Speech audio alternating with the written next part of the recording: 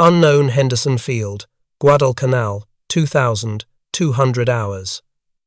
In the suffocating darkness of the Solomon Islands, Private Robert Youngdeer of the 164th Infantry Regiment checks his M1 Garand rifle one final time. His unit had arrived on the island just 11 days earlier on October 13, becoming the first U.S. Army formation to land on Guadalcanal and reinforce the Marines. Now, in positions alongside Marines still armed with bolt-action Springfield rifles, the soldiers of the 164th grip their semi-automatic weapons, 8 rounds loaded in each en-bloc clip. Through the oppressive humidity and the cacophony of nocturnal insects comes a sound that freezes the blood of every American soldier. Thousands of Japanese troops beginning their charge, screaming banzai and totsugeki at the top of their lungs. Among the attacking force, Lieutenant Kenji Yamamoto of the 29th Infantry Regiment leads his platoon forward, his Type 38 Arisaka rifle, with its exceptionally long 31.4-inch barrel, proving unwieldy in the dense undergrowth. The 5-round internal magazine has been loaded with 6 5x 50mm Arisaka rounds, each one requiring him to work the bolt action to chamber up, back, forward, down.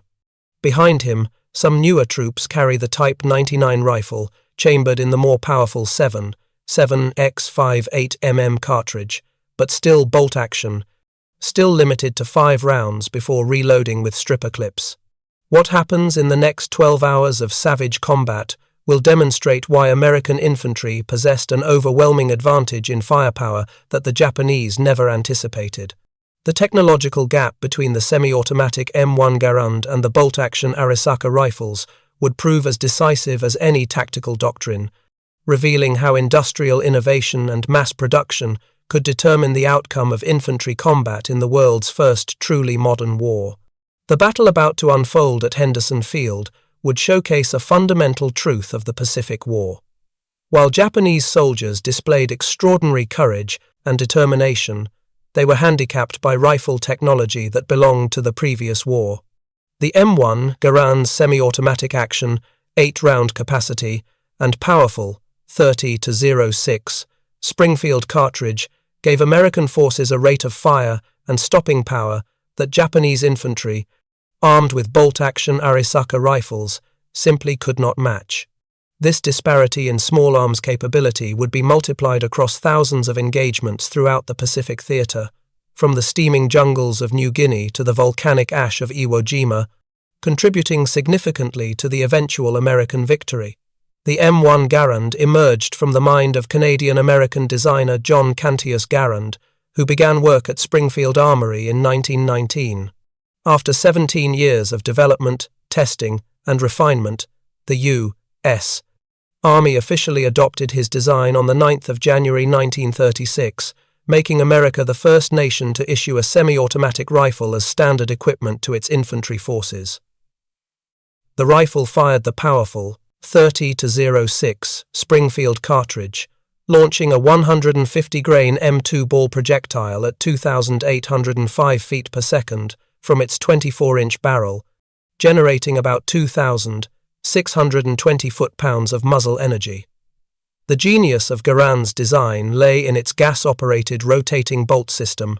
A small portion of propellant gas was tapped from a port near the muzzle, driving an operating rod that cycled the action automatically. Each pull of the trigger fired 1 round, with the gas pressure automatically ejecting the spent case and chambering the next round without any manual intervention from the shooter. A trained soldier could accurately fire between 40 and 50 aimed shots per minute, compared to the 15 to 20 rounds per minute achievable with a bolt-action rifle. The 8-round en-bloc clip, inserted from above into the fixed magazine, could be reloaded in under 3 seconds by a practiced rifleman. The development process had not been without challenges. Early prototypes used a primer-actuated system that proved unreliable. The rifle was originally designed for the 276 Pedersen cartridge, but General Douglas MacArthur intervened in 1932, insisting on retention of the 30-06 Springfield round to utilize existing ammunition stockpiles.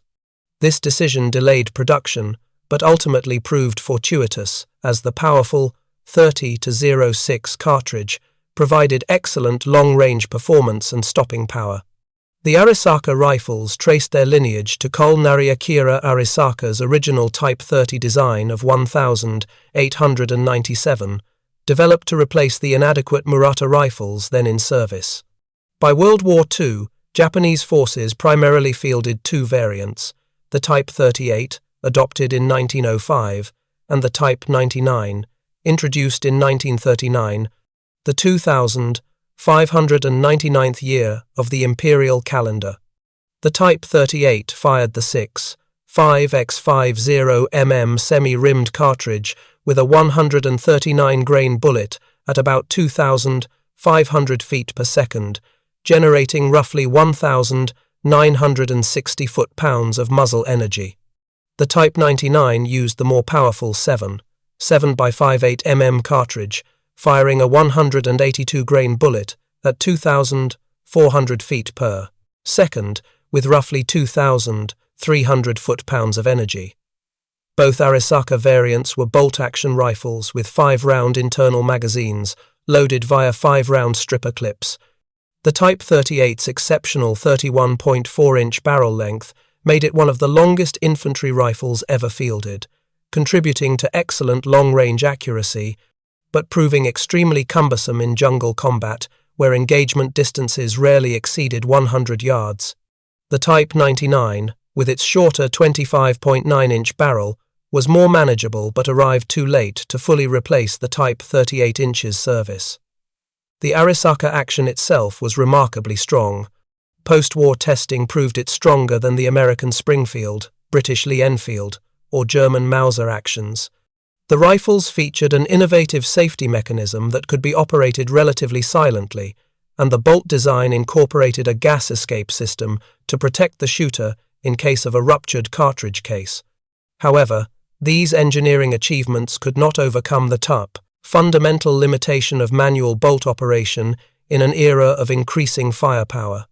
The industrial disparity between America and Japan became starkly apparent in rifle production figures.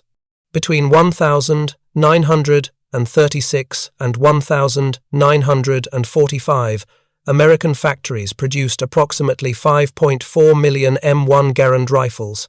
Springfield Armory led production with about 3.5 million rifles, while Winchester Repeating Arms Company contributed 513,880 rifles. International Harvester and Harrington and Richardson would add additional production during the Korean War.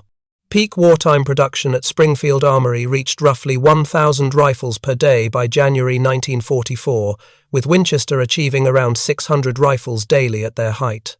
This massive output ensured that by late 1943, and certainly by 1944, virtually every American infantry soldier and Marine in the Pacific carried the semi-automatic rifle, the U.S. The military's allocation system prioritized combat units, with the Marine Corps receiving around 22,000 M1 Garands per month in early 1943, despite their initial reluctance to adopt the rifle.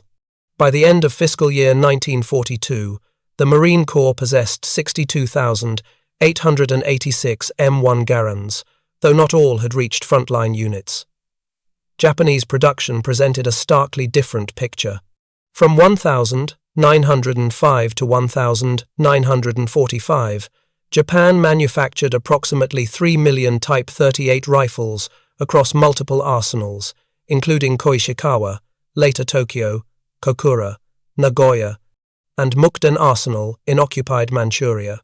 Type 99 production from 1939 to 1945 reached roughly 3.5 million units, manufactured at 9 different arsenals, including 2 outside Japan proper, Mukden in Manchukuo and Jinsen in Korea.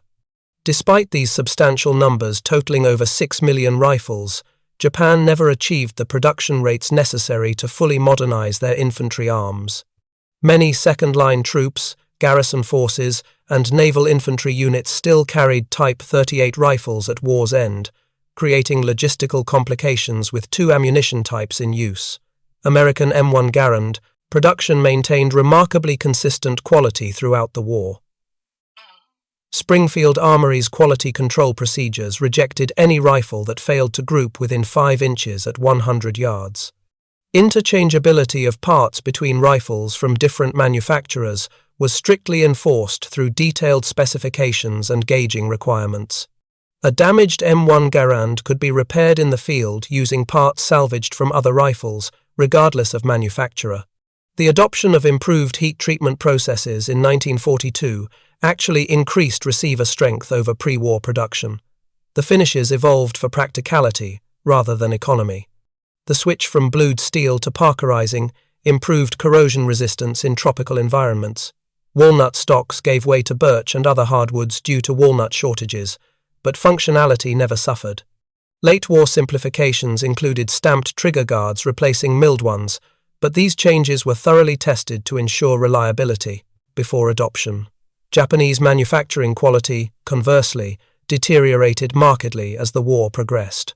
Early Type 99 rifles featured remarkable innovations.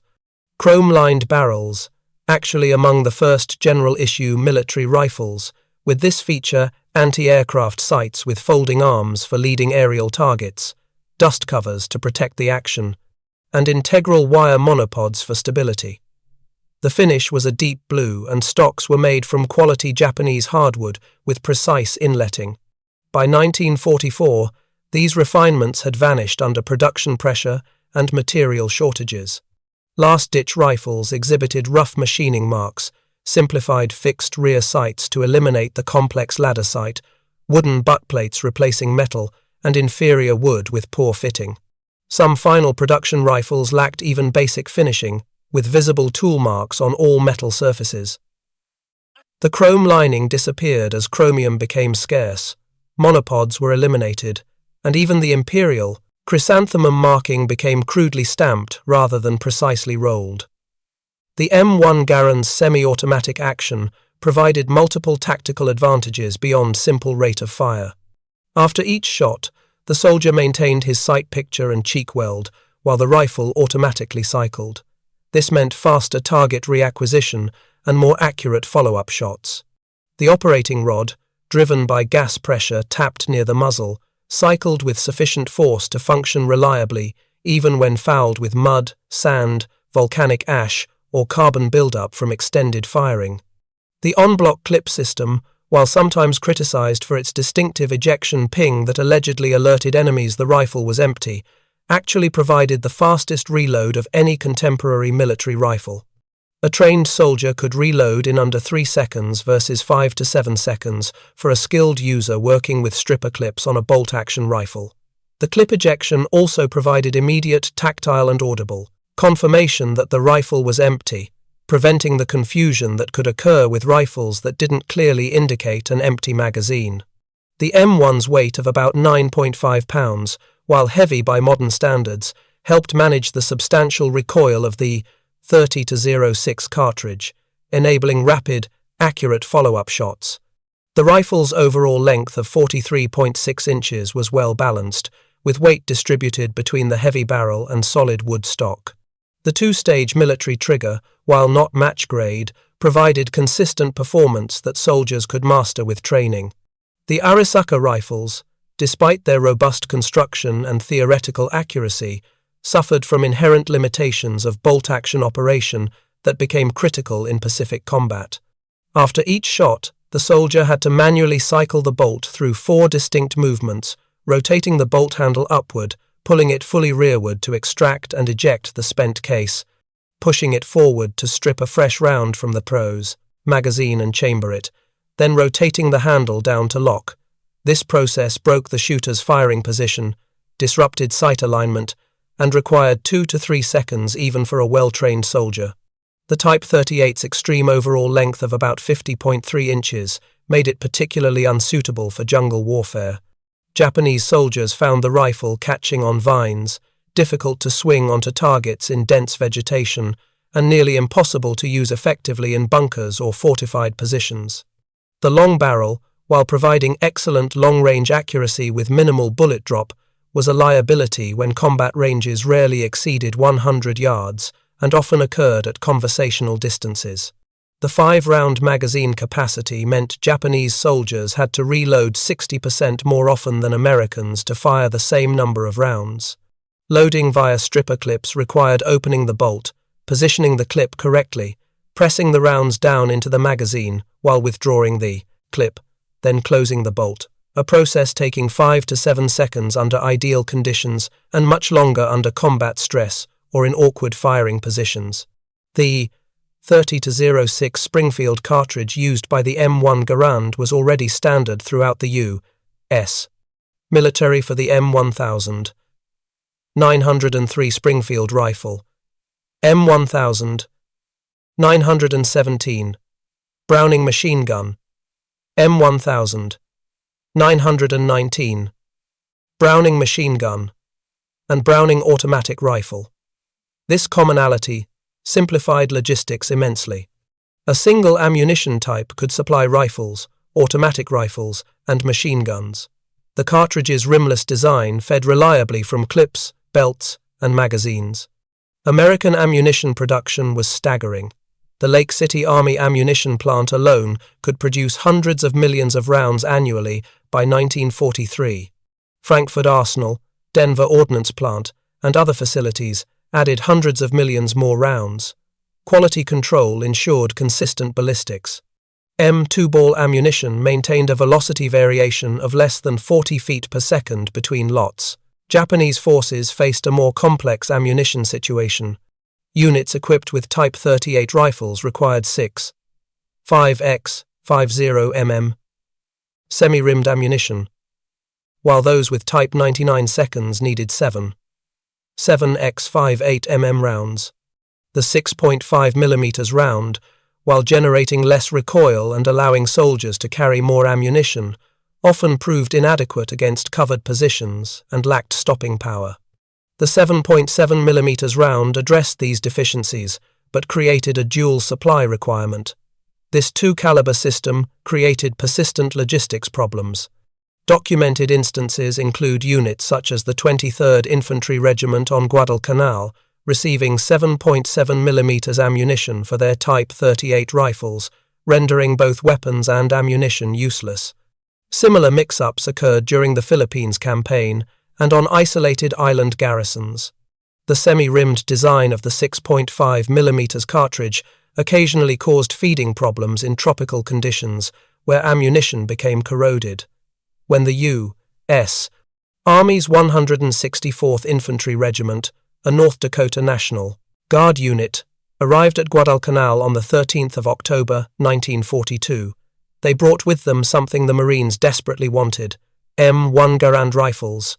The Marines, still armed primarily with M1000, 903 Springfield bolt-action rifles, watched with a mixture of envy and skepticism as the Army soldiers unloaded their semi-automatic weapons. During the climactic battle for Henderson Field on October 24-25, 1942, the advantages became undeniably clear. Staff Sergeant Mitchell Page, though a Marine armed with a machine gun rather than a rifle, fought alongside soldiers of the 164th and witnessed their firepower firsthand. Private First Class James Cass of Company M, 164th Infantry, later recalled, "The Japs came at us in waves, barely visible in the darkness, except for the glint of their bayonets. With our Garands, we could put 8 rounds into them before they covered 30 yards. Each man was like a machine gun section. We'd fire, the rifle would cycle itself, and we'd fire again. No working a bolt, no breaking our sight picture. Just squeeze, boom, 8 times before reloading." The 164th's companies were fed into the line piecemeal as the Japanese attack developed, reinforcing Marine positions that were beginning to buckle. The devastating semi-automatic fire from the fresh Army troops helped stabilize the line. Colonel Bryant Moore, commanding the 164th, reported that his men expended over 250,000 rounds of .30 caliber, 30-06 ammunition in the 2-day battle. Japanese bodies stacked up in front of positions held by the 164th, many killed by the rapid, accurate fire of M1 Garands. Marine Private Robert Leckie, who would later write the memoir, Helmet for My Pillow, observed the army troops in action. We thought they were green, these dog faces with their newfangled rifles. But when the Japs charged, those Garands spoke with a voice we'd never heard before. It was like a continuous roar, not the sporadic crack-crack of our Springfields. Sergeant Masao Watanabe of the 29th Infantry Regiment, 2nd Division Sendai, survived the October offensive at Guadalcanal. In his post-war memoir discovered in Japanese military archives, he wrote, "We were told the Americans were soft, that our Yamato spirit would overcome their material advantages. Our officers assured us that one Japanese soldier was worth 10 Americans, but when we charged their lines that October night, it was like running into a wall of lead. Every American soldier seemed to have an automatic weapon. Our Arisaka rifles, which we operated the same way our fathers had in the Russo-Japanese War, felt like antiques. We would fire once, work the bolt while taking cover, then fire again. In that same time, the Americans had already fired 4 or 5 rounds. Watanabe noted that Japanese tactics developed against Chinese forces, often armed with older weapons or limited ammunition, proved suicidal against American firepower. The banzai charge that had scattered Chinese conscripts melted away before American rifles that never seemed to stop firing. We could not get close enough to use our bayonets. Our supposed advantage in spirit and close combat meant nothing when we were shot down 50 meters from their lines." Hiroshi Takahashi, of the 230th Infantry Regiment, provided another perspective in a letter found on his body. "The American automatic rifles are devastating. Each soldier can fire as fast as our light machine guns. When we advance, it sounds like we are attacking a position defended entirely by machine guns. Our men fall before they can work their rifle bolts for a second shot." At Cape Gloucester in December 1943, Marines of the 1st Marine Division, now fully equipped with M1 Garands after their earlier experience on Guadalcanal, landed in torrential rain on New Britain. Private First Class Eugene Sledge, author of With the Old Breed, later wrote about the M1's performance in the horrific conditions. That Garand was the most reliable piece of equipment we had. In rain that came down like waterfalls, in mud that sucked at you like quicksand, that rifle kept firing. The Japs with their bolt actions couldn't match our rate of fire. When they'd try to set up positions in the jungle, we could put so much lead into the trees that leaves would fall like rain. Marine Sergeant John Basilone, who would earn the Medal of Honor on Guadalcanal primarily for his actions with machine guns, also carried an M1 Garand as his personal weapon. He noted, "The Garand gave every Marine the firepower of 3 men with bolt-action rifles.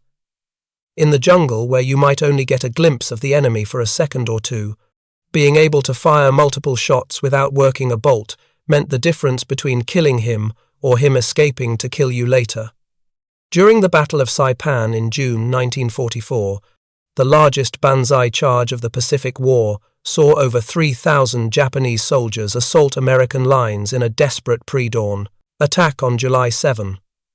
Private First Class Harold Agerholm of the 4th Marine Division, armed with his M1 Garand, helped repel the massive assault. Corporal John Miller recalled, "The Japs came at us shoulder to shoulder, screaming like banshees. Our Garands never stopped firing.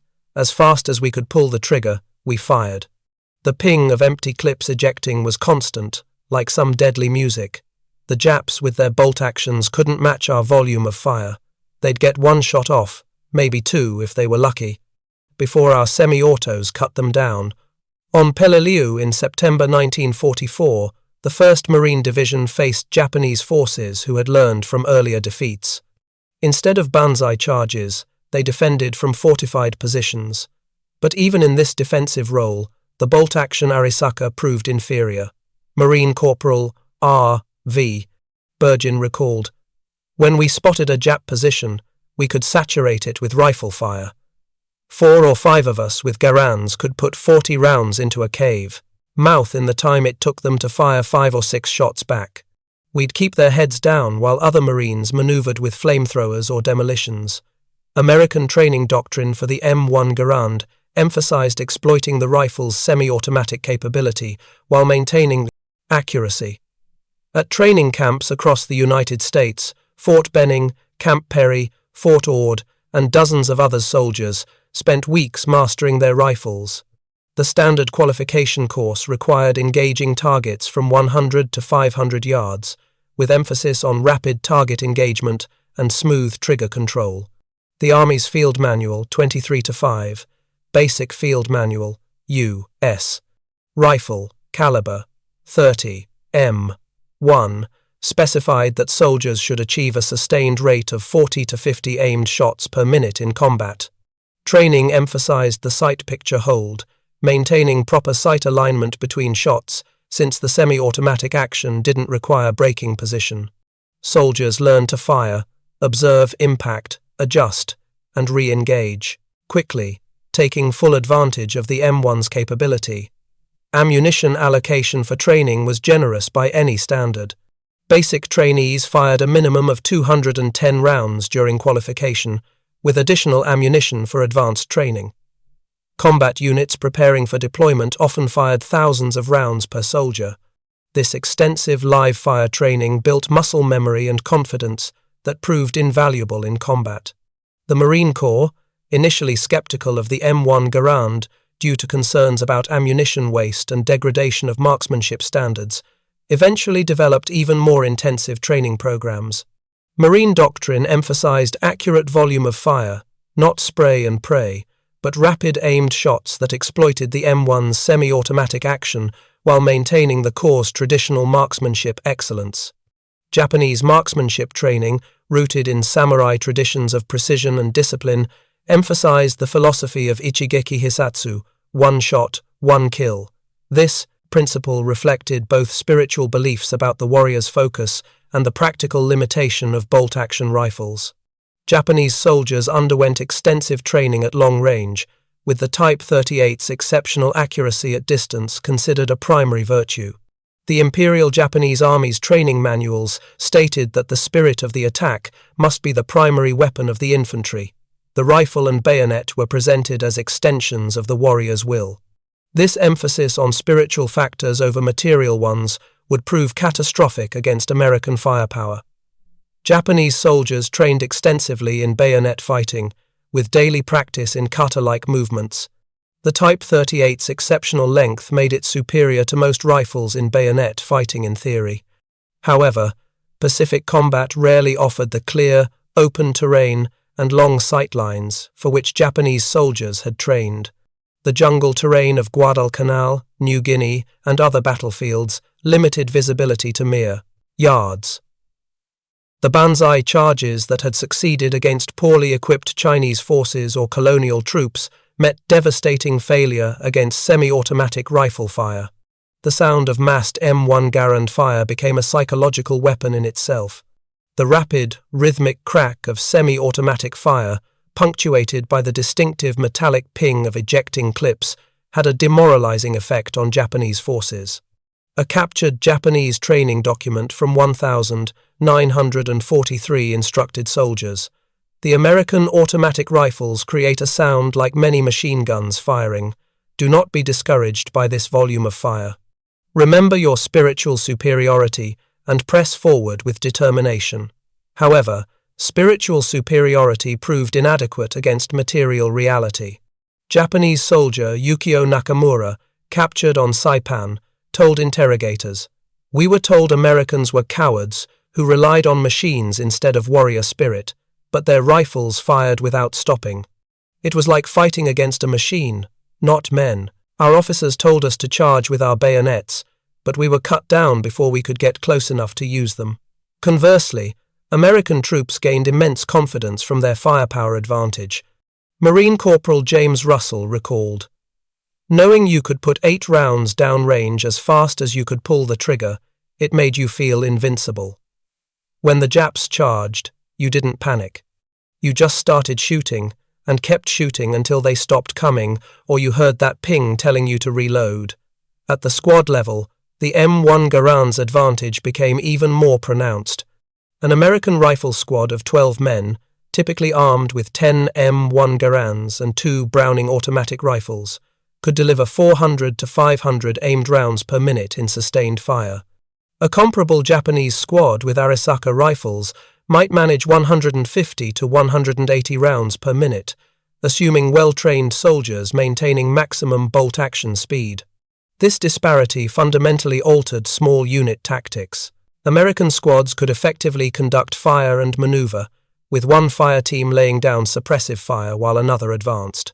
The volume of accurate semi-automatic fire could keep enemy heads down, allowing American forces to close with and destroy Japanese positions. Japanese squads, limited by their bolt-action rifles, struggled to generate sufficient suppressive fire while maintaining mobility. At company level, typically around 200 men, the difference became overwhelming. An American rifle company could deliver devastating defensive fire against Japanese attacks. During the October 24-25 battle for Henderson Field, companies of the 164th Infantry Regiment demonstrated this capability. Company G, 164th Infantry, reported expending 30,000 rounds of 30-06 ammunition in one night of fighting, an average of roughly 150 rounds per man, while suffering only light casualties. The mathematics were inexorable. A Japanese battalion of 800 men conducting a banzai charge faced American companies capable of putting thousands of aimed rounds downrange per minute. Even accounting for darkness, confusion, and fear, the volume of semi-automatic fire created kill zones that human courage alone could not overcome. The M1 Garand's superiority contributed directly to the success of American island-hopping strategy. American forces could land on Japanese-held islands confident in their ability to establish and hold beachheads against counterattacks. The firepower of M1-equipped infantry meant smaller forces could hold larger perimeters, allowing rapid build-up of forces for breakout operations. On island after island, Tarawa, Kwajalein, Eniwetok, Saipan, Guam, Peleliu, Iwo Jima, Okinawa, the pattern repeated. Japanese forces, unable to match American firepower, resorted to increasingly desperate tactics. Banzai charges gave way to defense in depth, but even in fortified positions, the slow rate of fire from bolt-action rifles meant Japanese soldiers could rarely exploit opportunities when Americans exposed themselves during assaults. The Japanese military's retention of bolt-action rifles stemmed significantly from their victory in the Russo-Japanese War of 1904-1905. In that conflict, Japanese infantry, armed with Type 30 and Type 35 Arisaka rifles, had defeated Russian forces through superior training, discipline, and tactical innovation. The Battle of Mukden and the Siege of Port Arthur seemed to validate the supremacy of Japanese warrior spirit over material factors. This success, however, created institutional blindness to technological change. The Japanese military establishment, dominated by officers who revered the Russo-Japanese War as Japan's coming of age as a great power, failed to recognize that warfare had fundamentally changed. World War I had demonstrated the dominance of firepower over Elan, but Japan, not having participated significantly in that conflict, failed to internalize its lessons. The American adoption of the M1 Garand reflected hard-learned lessons from World War I. General John J. Pershing, commander of the American Expeditionary Force, had witnessed the devastating effect of automatic weapons in France. In 1918, he specifically called for development of a semi-automatic rifle, stating that the soldier who could deliver the most accurate fire in the shortest time would dominate the battlefield of the future. This requirement launched the development process that would culminate in the M1 Garand. The United States spent nearly 2 decades perfecting the design, conducting extensive trials, and building the industrial infrastructure for mass production. By 1936, when the M1 was adopted, America had created not just a superior rifle, but an entire system for producing, maintaining, and supplying it. The Japanese did eventually recognize the need for semi-automatic rifles. Development of indigenous designs began in the 1930s, including experimental Type Co rifles designed by Kijiro, Nambu, and several gas-operated prototypes. However, these efforts received low priority, with resources directed toward aircraft, naval vessels, and other programs deemed more critical. Most tellingly, when the Japanese finally attempted to copy the M1 Garand as the Type 4 rifle often mistakenly referred to as the Type 5, they managed to produce only about 250 sets of parts, with approximately 100 to 125 rifles actually assembled before war's end. The Type 4, chambered for 7.7mm Japanese ammunition and fed from a 10-round internal magazine loaded with two 5-round stripper clips, proved that Japan understood the M1's advantages, but lacked the industrial capacity for mass production. The mathematics of firepower revealed an overwhelming American advantage. The M1 Garand firing M2 ball ammunition delivered roughly 2,620 foot-pounds of energy at the muzzle. With a trained soldier firing 40 rounds per minute, this translated to more than 100,000 foot-pounds of energy delivered per minute. A bolt-action Type 99 Arisaka firing the 7.7mm round with about 2,300 foot-pounds per shot at a practical rate of 15 rounds per minute delivered only around 34,500 foot-pounds per shot, minute less than one-third the M1's energy output. The 30-06 Springfield's trajectory, while having more drop than the 6.5mm Arisaka at extreme range, proved superior at typical Pacific combat distances. At 300 yards, an unusually long engagement distance in jungle warfare, the 30-06 dropped about 13.5 inches from line of sight while retaining around 1,900 foot-pounds of energy, sufficient to penetrate multiple layers of jungle vegetation and still incapacitate enemy soldiers. The 6.5mm Arisaka, while dropping slightly less at the same range, retained only around 1,100 foot-pounds of energy, often insufficient to penetrate cover. W.S. Army ordnance tests conducted at Aberdeen Proving Ground in 1940 quantified the M1's advantage. In controlled trials, soldiers with M1 Garands consistently ARPA achieved 20-24 aimed shots per minute at 200 yards, with high hit percentages on man-sized targets. Soldiers with M1903 Springfields, functionally similar in operation to the Arisaka, managed roughly 10-12 aimed shots with comparable accuracy. In rapid-fire scenarios simulating response to sudden attack, M1-equipped soldiers could engage 3 separate targets in the time bolt-action users engaged one. Further testing examined sustained fire over longer periods.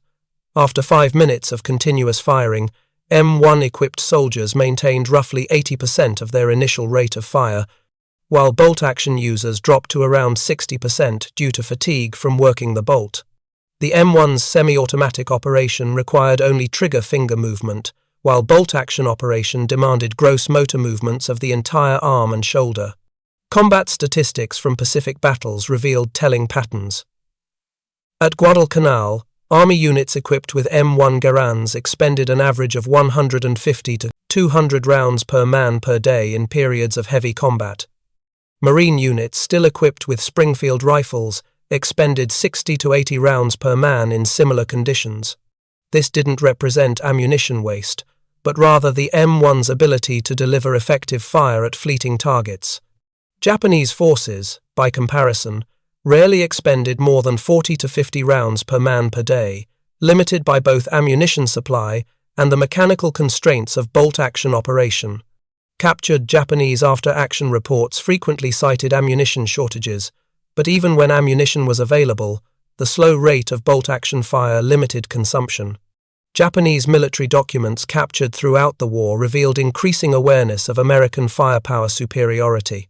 A report from Lieutenant General Harukichi Hyakutake, commanding the 17th Army on Guadalcanal, stated in November 1942, "Enemy rifle fire has density and accuracy beyond our expectations. Each enemy soldier appears to be armed with an automatic weapon. Our forces cannot achieve fire superiority even with numerical advantage. Recommend emphasis on night operations and infiltration tactics to negate enemy firepower advantage."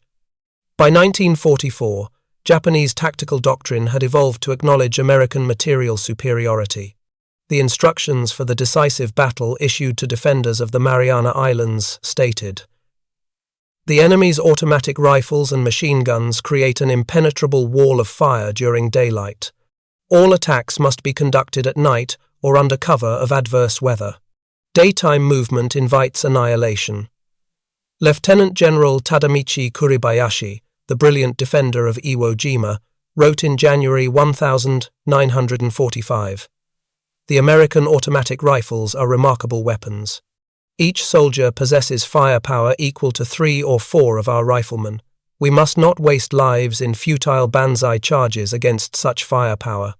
Instead, we will make them pay for every meter of ground from fortified positions." His defensive strategy, avoiding suicidal charges in favor of defense in depth, prolonged the battle and inflicted heavy American casualties, but could not overcome American material superiority. The Japanese made several attempts to increase infantry firepower. The Type 100 submachine gun, introduced in 1942, was intended to provide automatic fire capability. However, production reached only about 27,000 units by war's end, insufficient to make a strategic difference. The weapon also fired the relatively weak 8mm Nambu pistol cartridge, lacking the range and stopping power needed for much of Pacific combat. More revealing was the Japanese effort to copy the M1 Garand itself.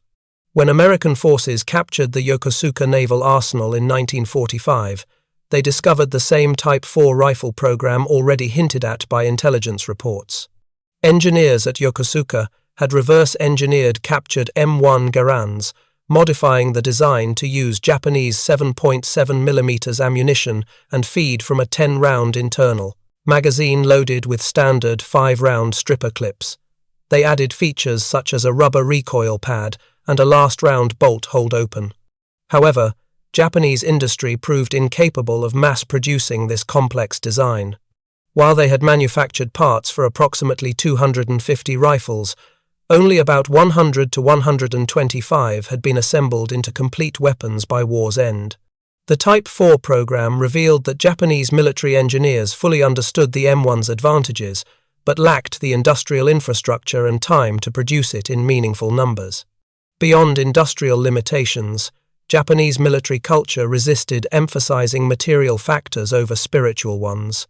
Colonel Masanobu Tsuji, a staff officer who served in multiple theaters, wrote after the war, "We knew the Americans had superior weapons, but to acknowledge this openly would have destroyed troop morale. We had to maintain belief in spiritual superiority, even as our soldiers were mowed down by American automatic weapons. This cultural resistance extended to training. Even as late as 1944, Japanese infantry training emphasized bayonet practice and night infiltration over marksmanship. The official infantry manual devoted only a few pages to rifle marksmanship, but many more pages to spiritual preparation and bayonet fighting. This imbalance reflected deep-seated beliefs about the nature of warfare that technical realities could not easily overturn. By contrast, American doctrine and training increasingly treated firepower as the core of infantry effectiveness. Where Japanese manuals spoke of spirit and the bayonet, American manuals spoke of sight picture, trigger squeeze, and sustained rates of accurate fire. The M1 Garand was not just a better rifle, it was the centerpiece of an entire doctrine that accepted industrial and technological superiority as decisive on the modern battlefield. The Battle of Okinawa, April through June 1945, provided the ultimate test of American firepower versus Japanese determination. Here, on Japan's doorstep, 180,000 American troops faced roughly 120,000 Japanese defenders in what would become the bloodiest Pacific battle. The Japanese, under Lieutenant General Mitsuru Ushijima, had learned from previous defeats. Instead of wasteful banzai charges, they prepared elaborate defensive positions in Okinawa's rocky terrain. Yet even in defense, the limitations of bolt-action rifles proved critical. When American forces advanced, Japanese defenders armed with Arisaka rifles could rarely deliver sufficient volume of fire to stop them. Private First Class Desmond Doss, the conscientious objector medic who would receive the Medal of Honor, later described the sound of American rifles supporting his rescue efforts. The Garands were firing so fast it sounded like one continuous roar. Our boys could keep Japanese heads down while I went out for wounded. If they'd all had bolt-action rifles like the Japanese, I never could have saved those men. On May 4, 1945, the Japanese launched their only major counter-offensive of the battle. Thousands of Japanese soldiers attacked American lines in a coordinated assault designed to break through to the American rear areas. The attack began at 0430 hours, with one of the heaviest artillery barrages Japanese forces managed in the Pacific War, tens of thousands of shells in less than an hour. As Japanese infantry emerged from their positions and charged across open ground, they met a wall of American fire. Private First Class Martin Brennan of the 17th Infantry Regiment recalled, "They came at us in waves, but not the wild banzai charges we'd seen before.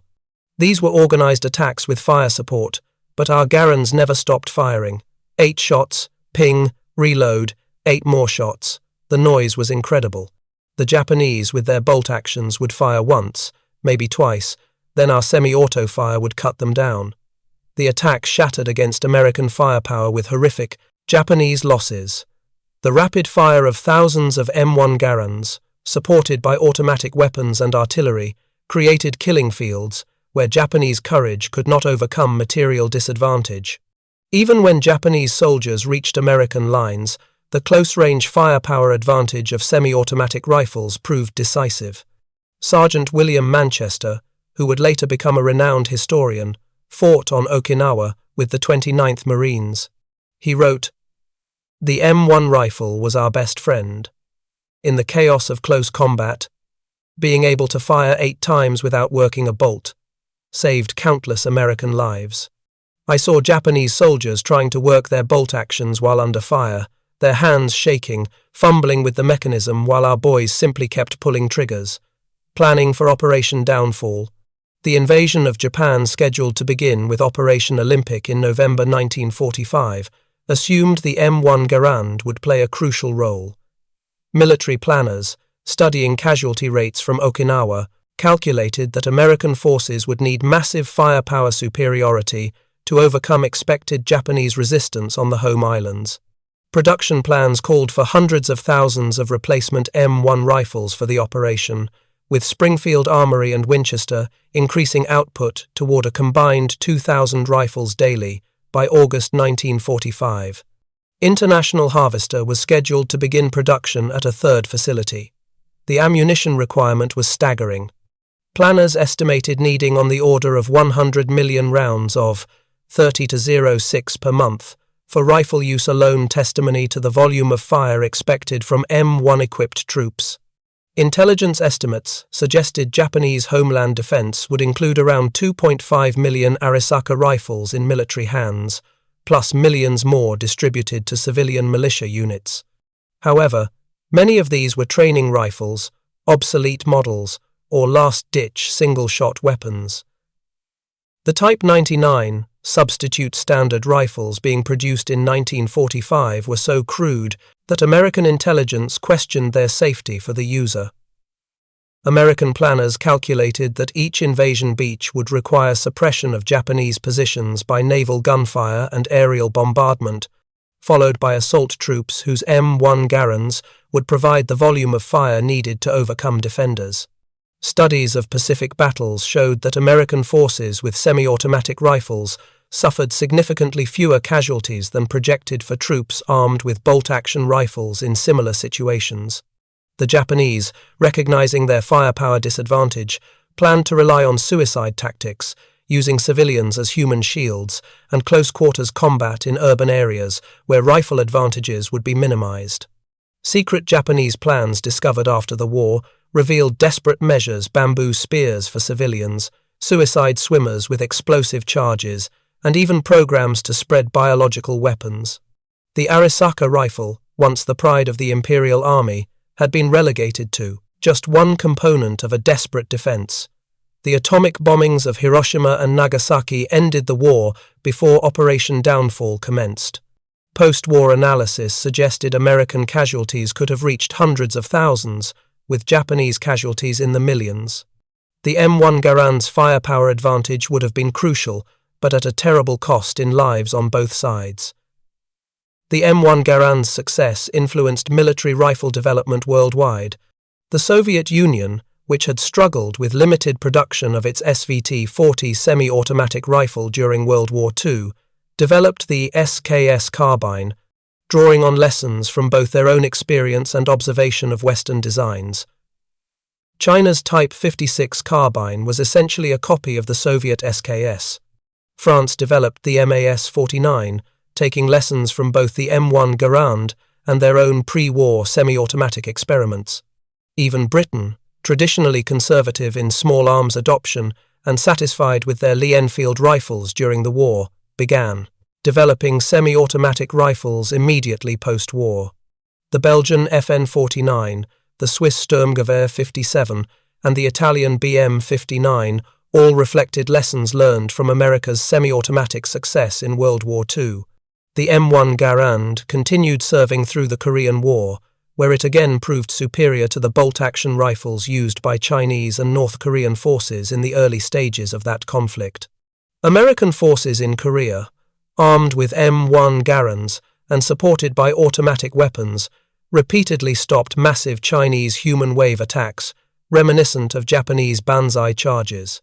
The rifle served as the standard U.S. service rifle until it was gradually replaced by the M14 in the late 1950s and early 1960s. In a remarkable historical irony, the United States equipped the newly formed Japanese self-defense forces with M1 Garand rifles in the 1950s.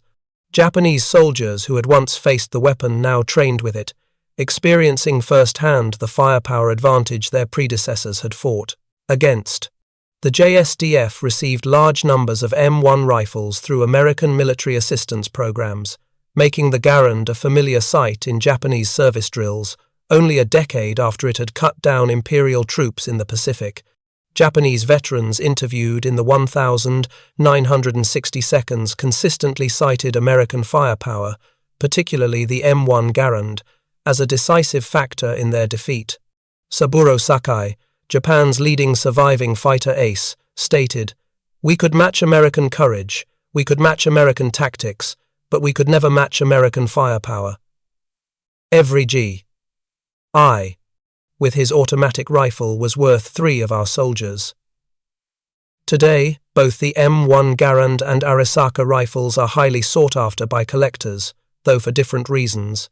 The civilian marksmanship program has sold hundreds of thousands of surplus M1 Garands to American citizens since the mid-20th century, making it one of the most common and beloved military collectibles.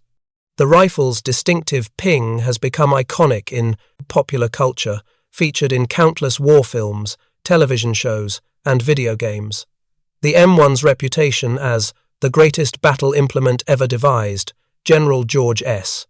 Patton's famous assessment remains largely unchallenged among World War II infantry weapons.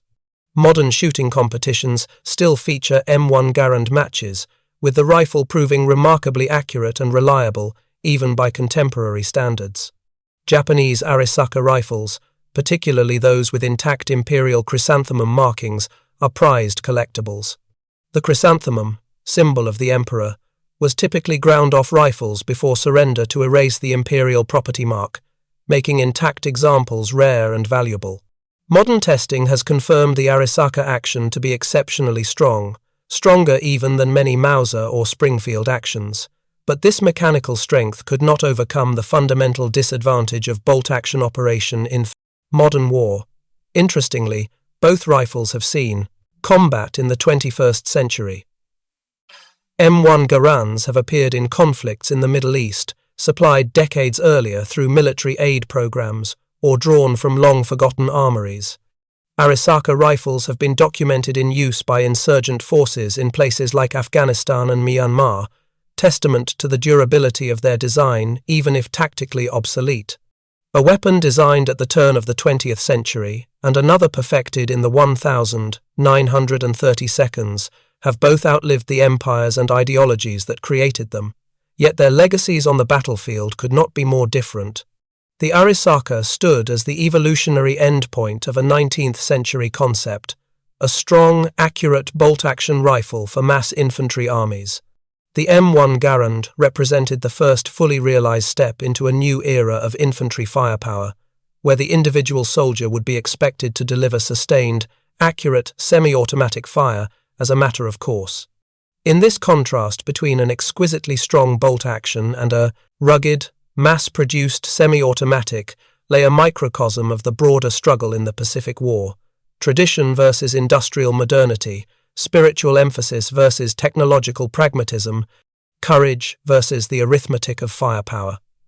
On that October night at Henderson Field in 1942, as Private Robert Youngdeer of the 164th Infantry Regiment and thousands of other American soldiers demonstrated the devastating effectiveness of semi-automatic rifle fire, they were proving a fundamental truth of modern warfare. Technological superiority, backed by industrial production, could determine the outcome of battle regardless of human courage or determination. The M1 Garand delivered 40-50 aimed shots per minute versus the Arisaka's 15-20, 8 rounds before reloading versus 5. Semi-automatic operation versus manual bolt manipulation. A weight of fire that could stop a banzai charge in its tracks versus single shots that required breaking sight picture to chamber the next round. These mathematical realities, multiplied across millions of individual firefights from Guadalcanal to Okinawa, helped determine the Pacific War's outcome. Lieutenant Kenji Yamamoto, who led that charge on the 24th of October 1942 with his Type 38 Arisaka, did not survive to see the dawn. His rifle, with its exceptional accuracy and admirable construction, its smooth bolt action and strong receiver, could not overcome the wall of semi-automatic fire that met his attack. Found after the battle, his weapon had 3 rounds remaining in the magazine.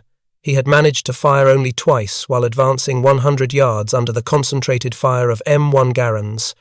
Around him lay dozens of his soldiers, most with full or nearly full magazines in their Arisakas, having been cut down before they could effectively return fire. The story of the M1 Garand versus the Arisaka rifles ultimately tells a larger truth about World War II in the Pacific, that courage and determination, while admirable and necessary, could not overcome the arithmetic of firepower.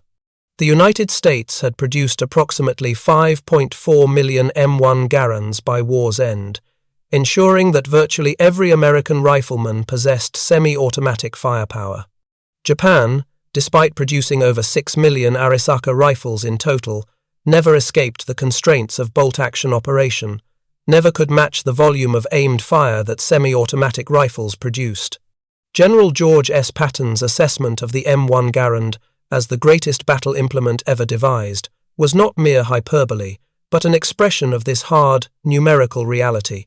From the steaming jungles of Guadalcanal, where the rifle first proved its worth in American Army hands, to the volcanic ash of Iwo Jima, where Marines used it to break Japanese strongpoints, from the monsoon-soaked horror of Cape Gloucester to the desperate urban combat planners anticipated for Japan itself, the M1 Garand proved itself as more than just a rifle. It was a war-winning weapon that gave American forces a decisive edge in the most brutal theater of the world's most terrible war. The distinctive ping of an ejecting en-bloc clip became the sound of American victory in the Pacific, a sound that meant 8 enemy soldiers might never reach American lines, a sound that meant another Japanese position had been suppressed, another island secured, another step taken toward Tokyo Bay. Against it, the bolt-action Arisaka, for all its virtues of strength and accuracy, was simply fighting the last war with the last war's technology. In the final analysis, the Pacific War was won not by any single weapon or battle, but by the cumulative effect of American industrial might and technological superiority. The M1 Garand stood as perhaps the most visible symbol of this advantage at the individual soldier's level. Every G.I. or Marine with an M1 possessed the firepower of several enemy soldiers, an advantage that no amount of spiritual training or warrior tradition could overcome. The Japanese soldier, brave as he was, dedicated as he was, skilled as he was, could work his rifle bolt only so fast, and in modern war, rate of fire multiplied by accuracy equaled survival. The Arisaka rifles now rest in museums and private collections, respected for their quality and historical significance. The M1 Garand, likewise, has passed into history, though many still function perfectly on rifle ranges across America. But in their time, in the desperate struggle across the Pacific, one was clearly superior to the other. The semi-automatic rifle had made every American soldier a base of fire unto himself, and that advantage, multiplied across the vast expanses of the Pacific theater, helped ensure Allied victory. The last word belonged not to courage or spirit, but to the mechanical precision of gas-operated, semi-automatic fire. 8 rounds, 1 pull of the trigger each, before that distinctive ping announced it was time to reload and continue the fight.